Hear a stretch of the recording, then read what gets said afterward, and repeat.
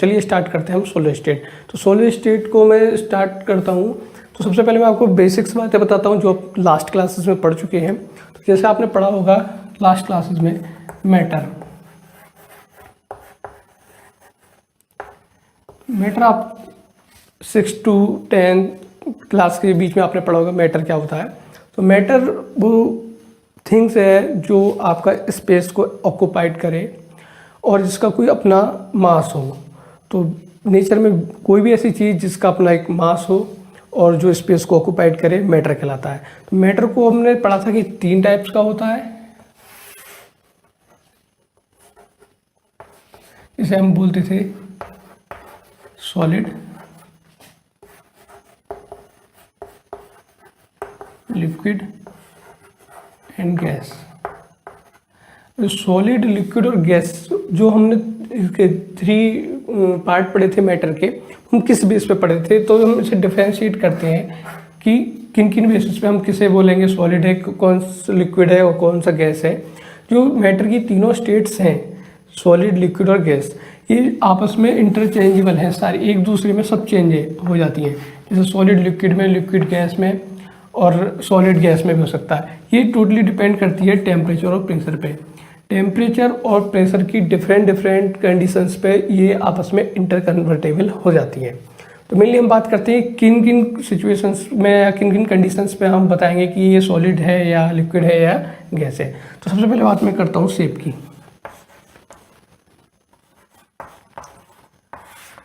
तो शेप की अगर बात करूँ तो मैं अगर सॉलिड की बात करूँ तो सॉलिड कोई भी मटेरियल ले सकते हैं हम। जैसे मैं चौक की बात करता हूँ, मेरे जो हाथ में है, तो ये चौक जो है वो सॉलिड है, मटेरियल है। तो सॉलिड की जो शेप होती है वो फिक्स है, क्योंकि अगर मैं आपसे किसी से भी पूछूं कि ये क्या है तो आप बता सकते हैं कि ये चौक है। तो इसकी क्योंकि शेप फिक्स है। तो जो सॉलिड मटेरियल होते हैं, सॉलिड जो हमारे मैटर का जो पार्ट है उसकी शेप फिक्स होती है। अगर मैं वही बात करूँ लिक्विड की, तो लिक्विड की जो फेस होती है, जो शेप होती है, वो हमारा फिक्स नहीं होती। क्योंकि लिक्विड आपने देखे होंगे बहुत सारे, जब वाटर की बात करें, आप मिल्क की बात करें, तो उनकी जो शेप होती है वो फिक्स नहीं होती। गैस की अगर बात करें आप, गैस के अगर पर्सपेक्टिव देखें आप शेप से, तो गैस की भी कोई शेप फिक्स नहीं होती।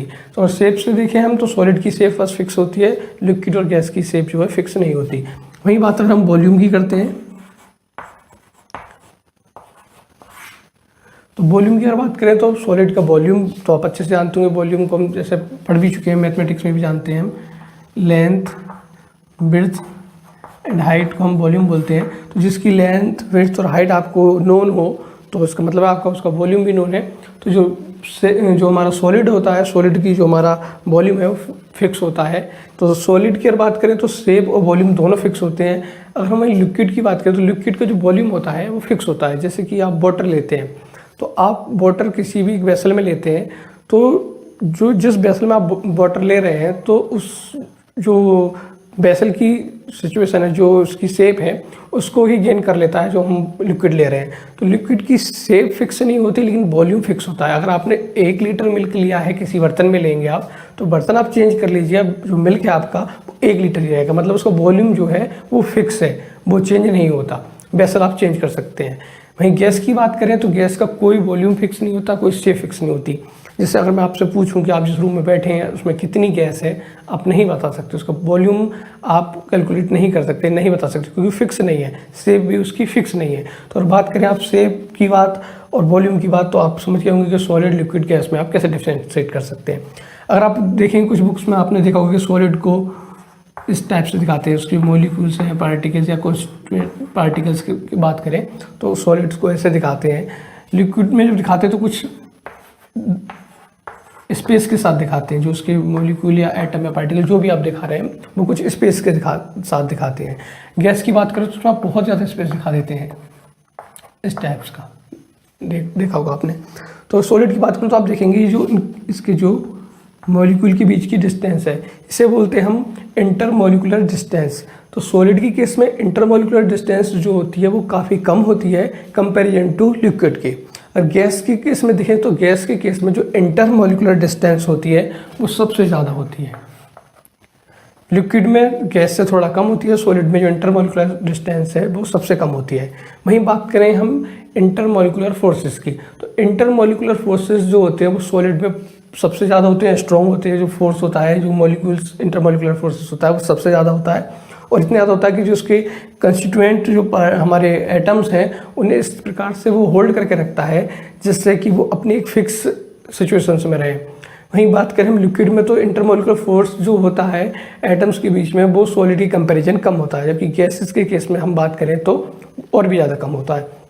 तो अब जैसे आप देख रहे होंगे, मेरी चीज़ की बात करिए मैंने, जैसे सॉलिड को शो कराया मैंने, ये लिक्विड शो कराया, गैस शो कराया, तो जैसे जैसे आप देख रहे हैं कि इसमें जो एटम्स हैं, जो आप कॉन्स्टिट्यूएंट पार्टिकल की बात कर रहे हैं, तो उनके बीच में काफ़ी ज़्यादा डिस्टेंस है। तो अगर मैं इसे कंप्रेस करूं, अगर मैं बात करूं कंप्रेसिबिलिटी फैक्टर की बात करूं, तो अगर सबसे ज़्यादा की बात करूं तो कंप्रेस होने के चांस हैं वो गैसेस में है।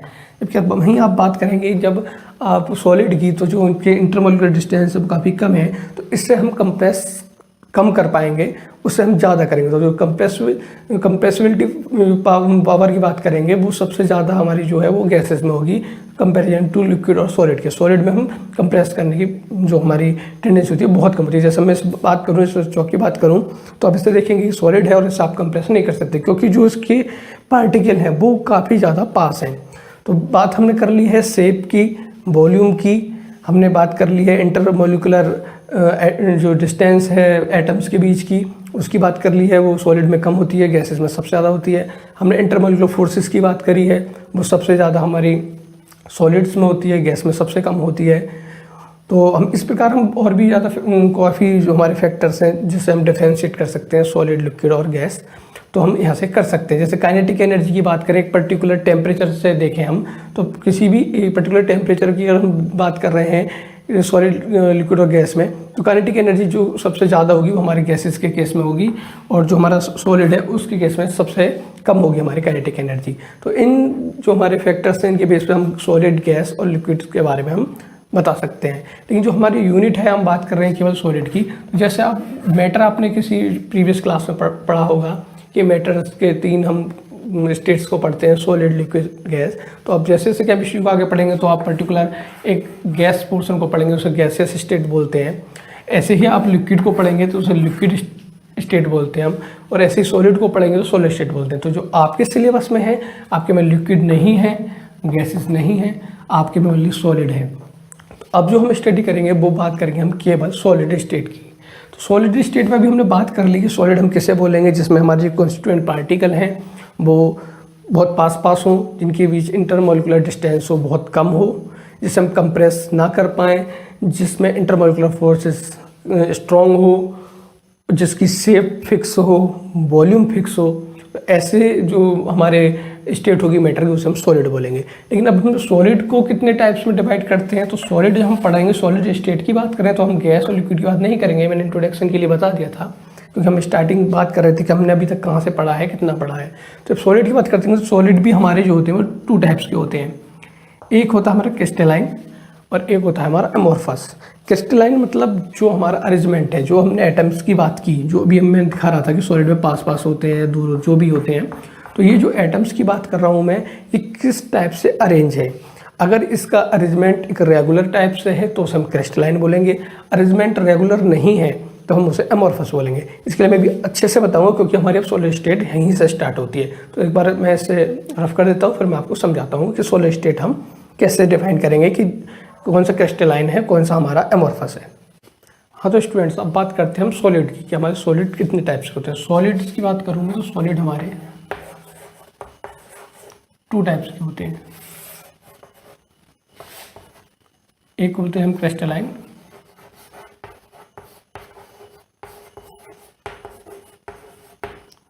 दूसरे टाइप है उसे बोलते हैं अमोर्फस।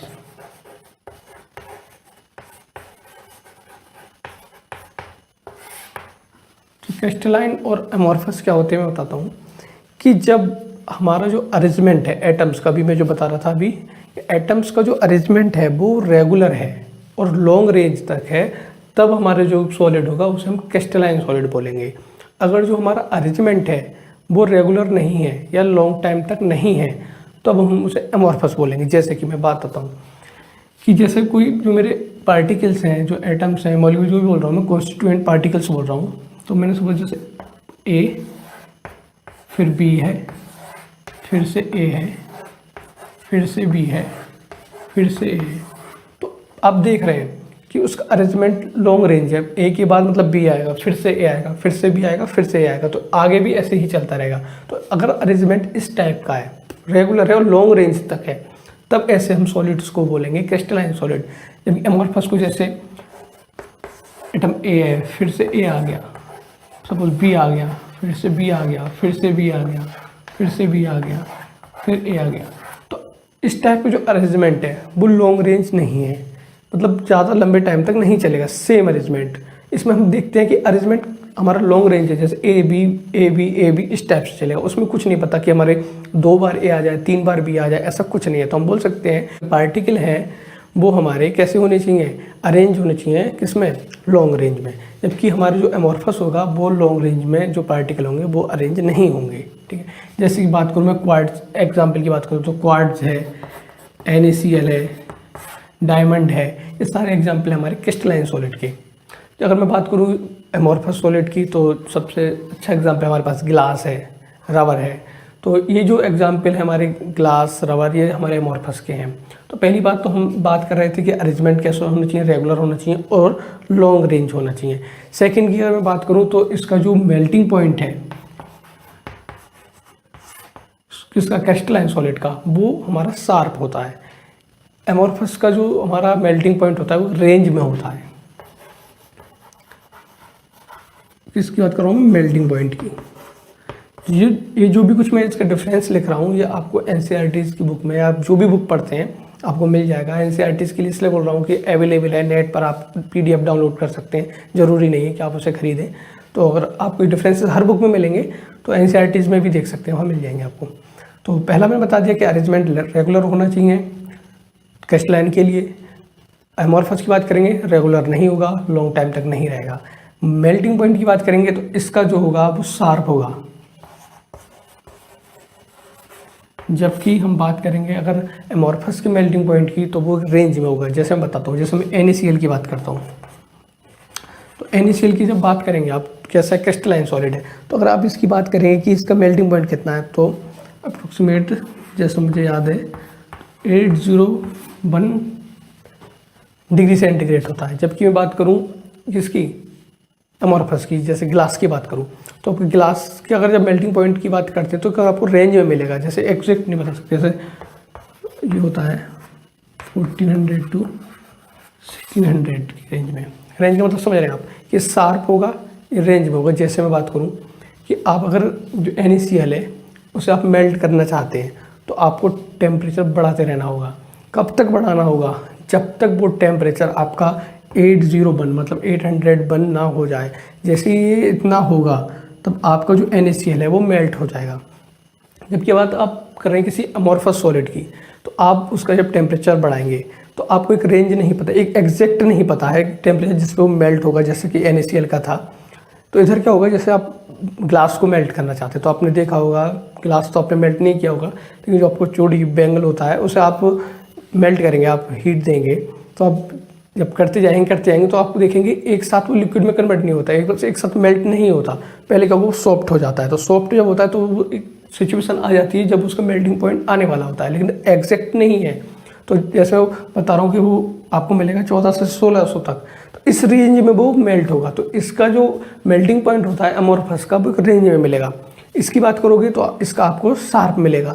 इसके बाद जैसे हम इसे क्रिस्टलाइन को ट्रू सॉलिड बोलते हैं,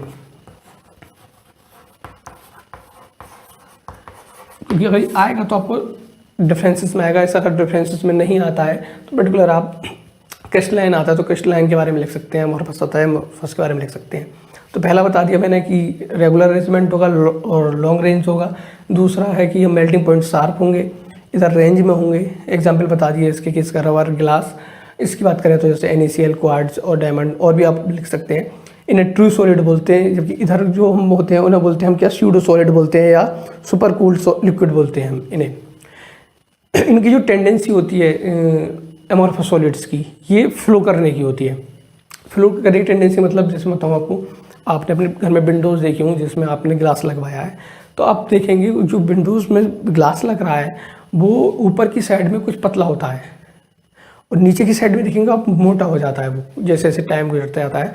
तो एक ऐसी विंडो देखना आप अपने घर में जिसमें विंडो में ग्लास लग रहा हो और काफ़ी टाइम हो गया हो, तो आप देखना जो ऊपर की साइड है वो पतली हो गई है, उसकी जो ग्लासेस था, और नीचे की साइड जो है थोड़ी मोटी हो गई है। वो इसलिए क्योंकि उसका फ्लो है, जो टेंडेंसी है उसकी फ्लो वाली टेंडेंसी है, और क्योंकि ग्रेविटी की वजह से जो फ्लो करेगा हमारा लिक्विड है, क्योंकि ये कंप्लीटली सॉलिड नहीं होता ग्लास, तो जो टेंडेंसी है वो नीचे की तरफ, कोई ग्रेविटी नीचे काम करती है, तो जो धीरे धीरे उसका जो टेंडेंसी फ्लो वाली है वो नीचे होने लगेगी, और जिससे हमारा जो ग्लास है वो नीचे की तरफ थोड़ा मोटा हो जाता है, ऊपर की साइड थोड़ा पतला हो जाता है। उसके बाद अगर बात करूँ तो इसमें जो नेचर होता है इसका क्रिस्टलाइन सॉलिड्स का, वो एनाइसोट्रोपिक होता है। एनाइसोट्रोपिक होता है, ये आइसोट्रोपिक होता है। कौन सा? हमारा अमोर्फस। तो एनाइसोट्रोपिक का मतलब मैं बताऊँ, एनाइसोट्रोपिक जैसे कि इधर पे लिख देता हूँ, जिसकी ये हमारा क्रिस्टलाइन है, ये ए है, ये बी है, ये फिर से ए है, ये फिर से बी, इस टाइप का, ठीक है। अब इधर आऊँगा मैं, फिर से ए, फिर से बी, ए बी,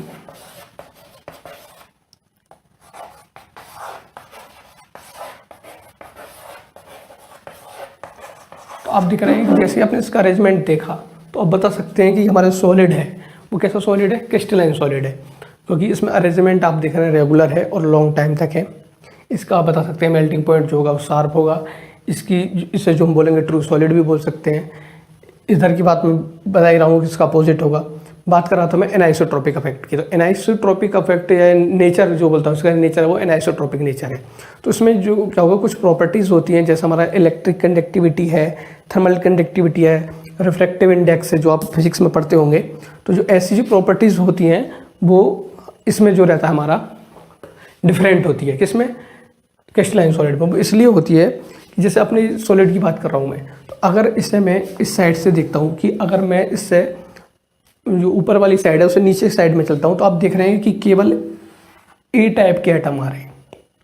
जबकि अगर मैं इस साइड चलूँगा तो मैं देखूँगा A B A B A B.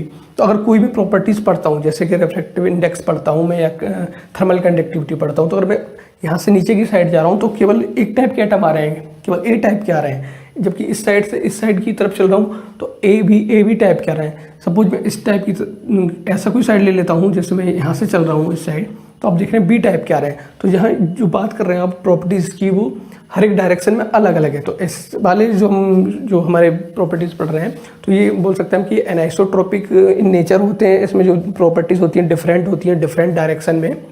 और इस टाइप जो होते हैं हमारे अमोर्फस सॉलिड जो होते हैं वो आइसोट्रोपिक होते हैं। तो और भी हम बहुत से ऑप्शन बता दें, जैसे हीट ऑफ एंथैल्पी की बात करें तो जैसे इसका मेल्टिंग पॉइंट शार्प है, तो जो एंथैल्पी हमारी वो भी हमारा हीट का फंक्शन है, टेम्परेचर का फंक्शन है। तो इसके लिए जो रहेगी वो एक फाइनाइट रहेगी हीट ऑफ एंथैल्पी। जबकि उस साइड की बात करेंगे तो हम वो डेफिनेट या फाइनाइट नहीं होगी।